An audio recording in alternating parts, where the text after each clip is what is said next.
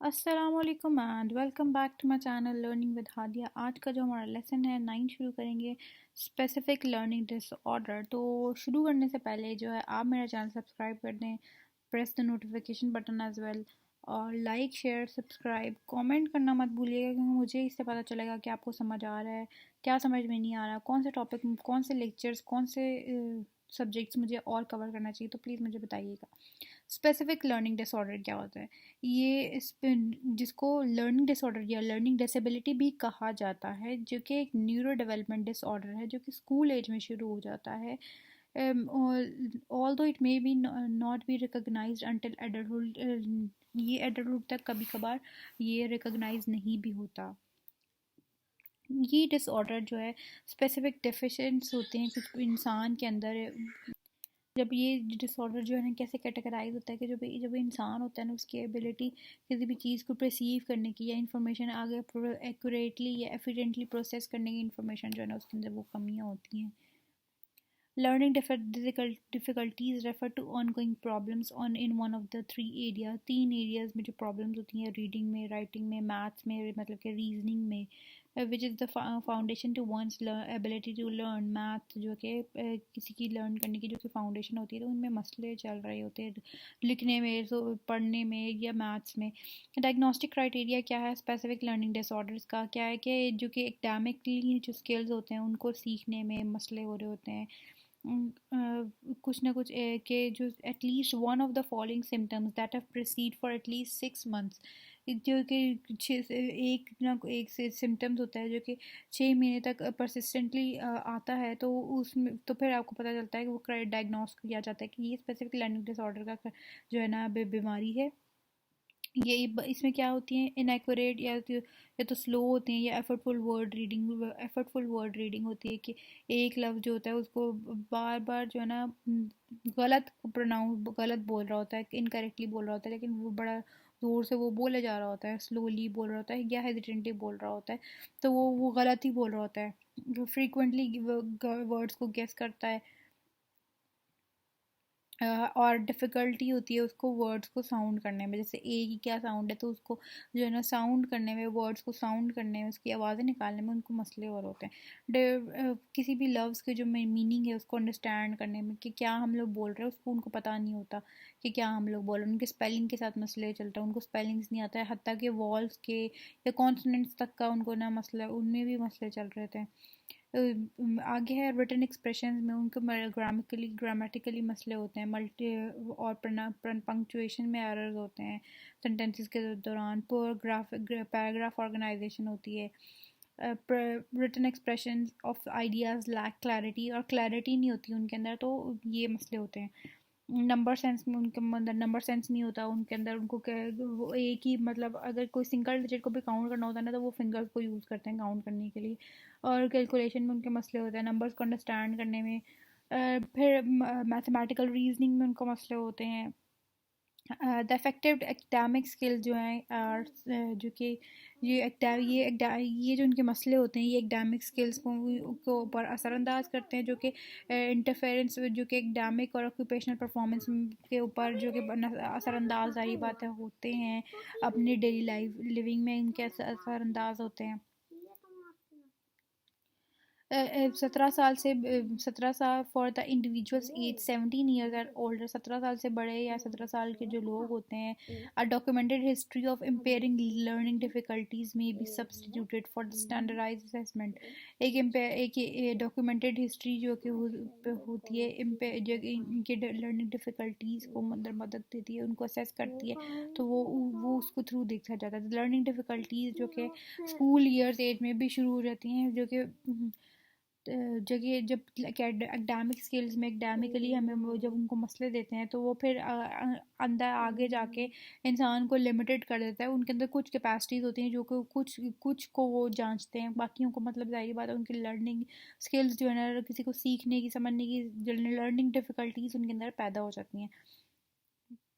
The learning difficulties are not better accounted for intellectual disabilities, तो ये intellectual disabilities भी होती हैं, ज़ाहिर बात है।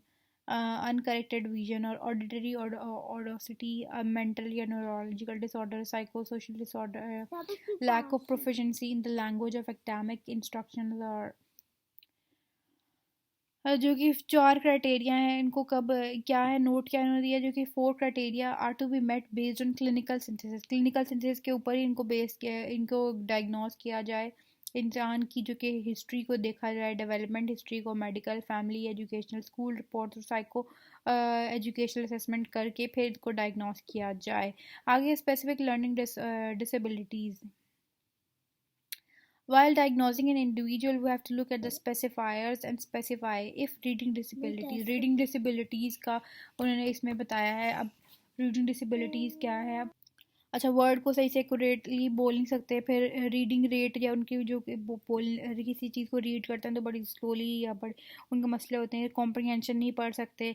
आगे इस उन्होंने कहा है कि डायस्लेसिया एक अल्टरनेटिव टर्म है जो कि किसको रेफ़र करती है कि किसी भी इंसान के लर्निंग डिफ़िकल्टीज़ को रेफ़र करती है, जो कि जिसमें वर्ड की recognisation, fluent word recognisation, accurate और पुअर डिकोडिंग स्किल वो होती हैं उसके अंदर, एंड पुअर स्पेलिंग एबिलिटीज़ होती हैं, तो उसको डायस्लेसिया भी कहा जाता है।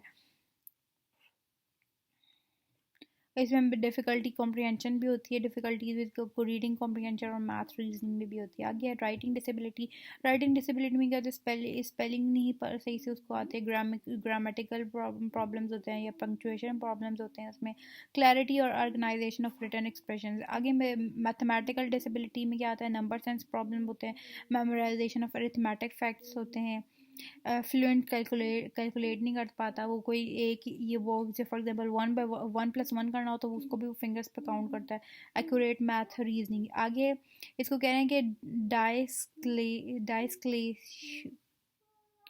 इज़ एन अल्टरनेटिव टर्म, ये अब देख लीजिएगा क्या है।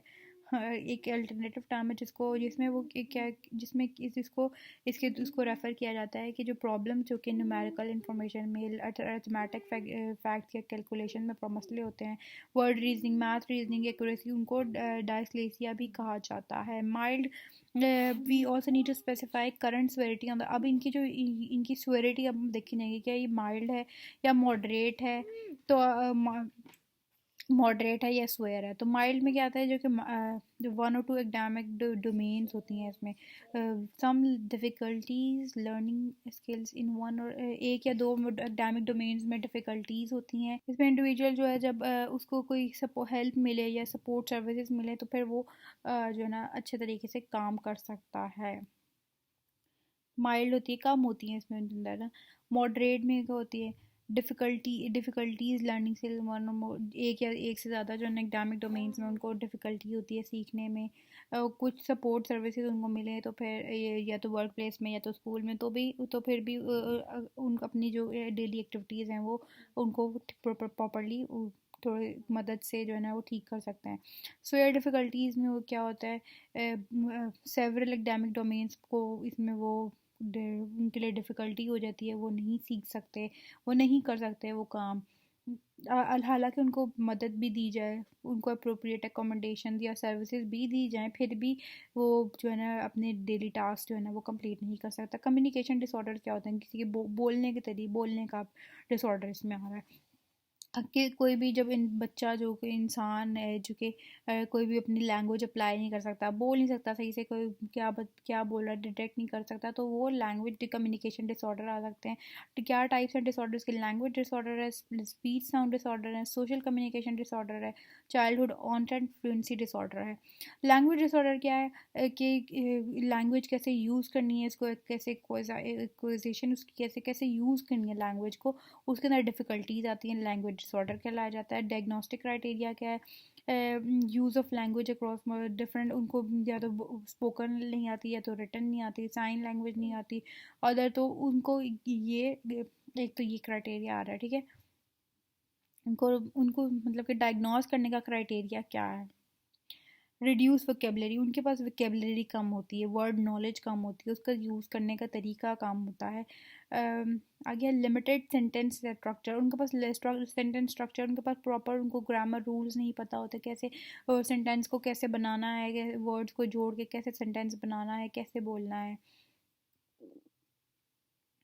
वोकेबलरी यूज़ करने में मसले होते हैं, सेंटेंसेस कनेक्ट करने में मसले होते हैं, टॉपिक्स को डिस्क्राइब करने में मसले होते हैं। फिर language abilities are substantially and quantitably below these expected for ages। तो जो कि लैंग्वेज एबिलिटीज़ हैं उनके एज के मुताबिक भी उनको जो है अपनी सोशली पर किसी भी चीज़ में कम्युनिकेशन में पार्टिसिपेट नहीं कर सकते। ज़ाहिर बात है लैंग्वेज डिफ़िकल्टीज़ हैं, अर्ली डेवलपमेंट पीरियड में इनके सिम्टम्स आने लग जाते हैं।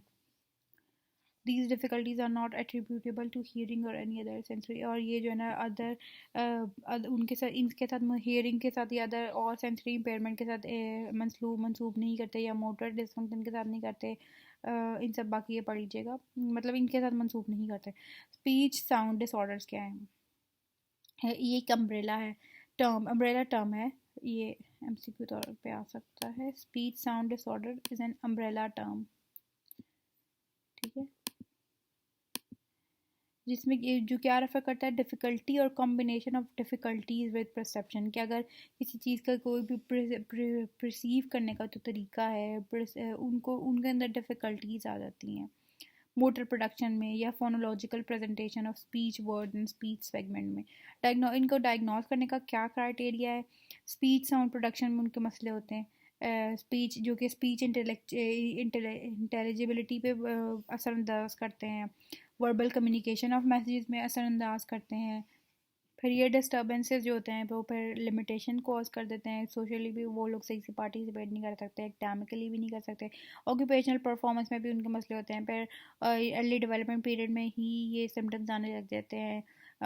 ये जो डिफ़िकल्टीज़ हैं और ये किसी भी ये पैदाइशी नहीं होते, और ये अपने इर्द गिर्द के माहौल से नहीं मतलूब होते, सच एज सेरेब्रल, ये इनसे नहीं होते, मतलब कि ये जो हमारे cerebral palsy, cleft palate, deafness और hearing loss, traumatic brain surgery और अदर मेडिकल और न्यूरोलॉजिकल कंडीशंस उनसे मसलूब नहीं होते। Childhood onset fluency disorder.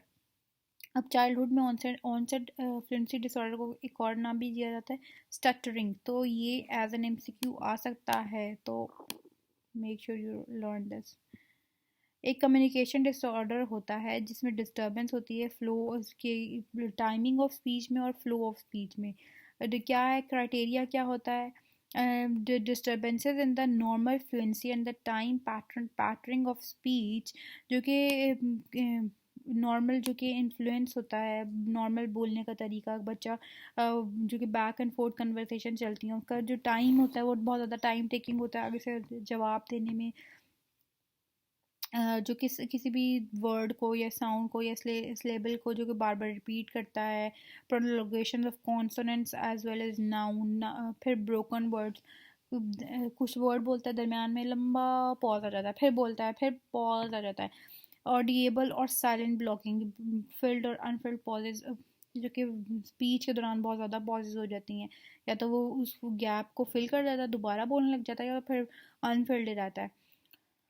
फिर है circumlocutions, word substitutions to avoid problematic words, word को ना सब्सटीट्यूट नहीं कर पाता।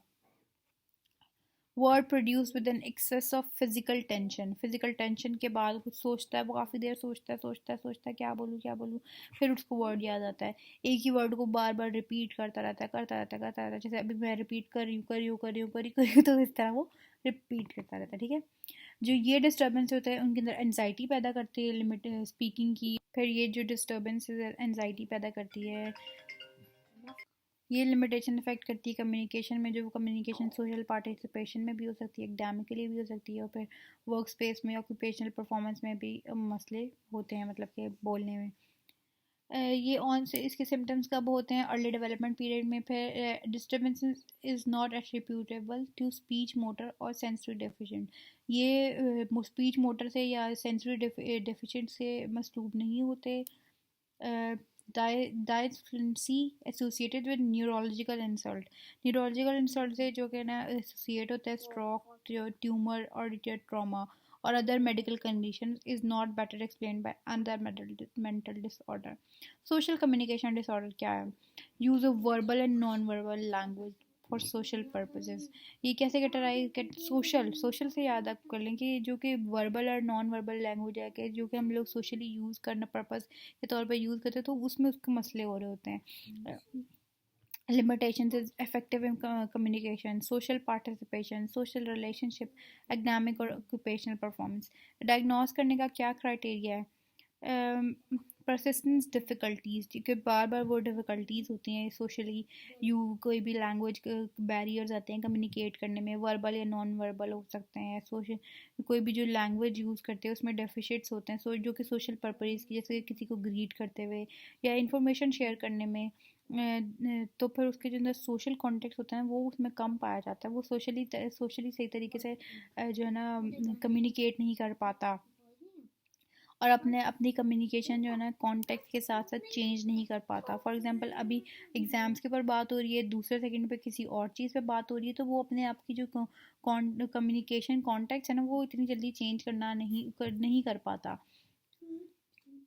स्पीकिंग डिफ़िकल्टीज भी हो सकती हैं उसको क्लासरूम में, या और play such as speaking differently ना क्लासरूम, जैसे कि अगर क्लासरूम में जाएगा तो वो डिफरेंट तरीके से बोलेगा, प्ले ग्राउंड में अलग तरीके से बोलेगा, किसी बच्चों के सामने, अपने फ्रेंड्स के सामने अलग तरीके से बात करेगा, टीचर्स के सामने अलग तरीके से बात करेगा, तो वो अपने जो आपको जो कम्युनिकेशन जो है ना वो इतनी जल्दी चेंज नहीं कर पाता।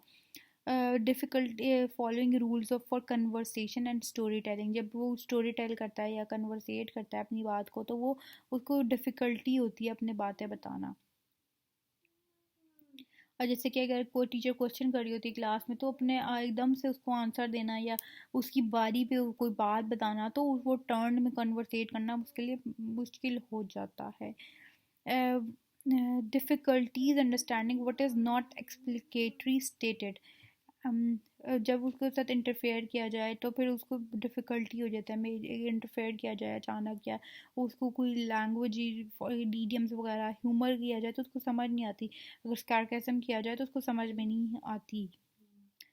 द डेफिशिएंट, जो डेफिशिएंट होता है क्या रिजल्ट करता है? रिजल्ट इन फंक्शनल लिमिटेशन आ जाती हैं, जो कि कम्युनिकेशन में जो है ना अफेक्ट करती है, सोशल पार्टिसिपेशन में अफेक्ट करती है, सोशल रिलेशनशिप्स में, एकेडमिकली ऑक्यूपेशनली परफॉर्मेंस में जो है ना रिजल्ट करती है, जो कि ख़राब सारी बात है। जब उसकी लिमिटेशंस हो जाती हैं, कम्युनिकेशन गैप आ जाता है, तो फिर आप नहीं सही से बात कर सकते, तो फिर आपका आगे कैसे कुछ चलेगा। अर्ली डेवलपमेंट पीरियड में जो सिम्टम्स आते हैं, symptoms are not attributed to another, ये किसी और बीमारी से मसलूब नहीं होते या न्यूरोलॉजिकल कंडीशन से नहीं होते। आगे है are to low abilities to the means not better explain by autism spectrum disorder, intellectual disability, global development delay और अदर मेंटल डिसऑर्डर। तो ये था आज का लेक्चर, थोड़ा लंबा हो गया है, तो उम्मीद है आपको पसंद आया हो। मिलते हैं नेक्स्ट लेक्चर में, तब तक के लिए टेक केयर, अल्लाह हाफिज़।